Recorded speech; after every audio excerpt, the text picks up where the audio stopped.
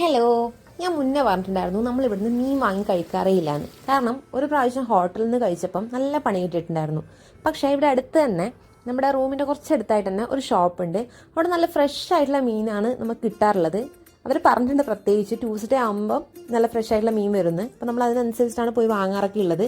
എന്തായാലും നമുക്ക് നല്ലൊരു അടിപൊളി മത്തിയൊക്കെ കിട്ടിയിട്ടുണ്ടായിരുന്നു. നാട്ടിൽ നിന്ന് ഇപ്പം മത്തിയൊന്നും കിട്ടാനേ ഇല്ല.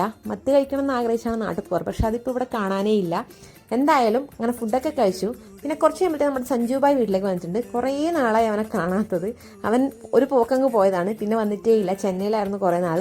ഇപ്പം അതൊക്കെ കഴിഞ്ഞ് ഇപ്പോൾ ബാംഗ്ലൂർ എത്തിയിട്ടുണ്ട്. കുറച്ച് നേരം വീട്ടിലൊക്കെ ഇരുന്നതിന് ശേഷം നമ്മൾ നേരെ ഫുഡ് കഴിക്കാൻ വേണ്ടി പുറത്തു പോയി. എരുമുളിയിലാണ് പോയത്. അവിടുത്തെ ഫുഡ് എനിക്ക് ഭയങ്കര ഇഷ്ടമാണ്, പക്ഷേ റേറ്റ് കുറച്ച് കൂടുതലാണ്.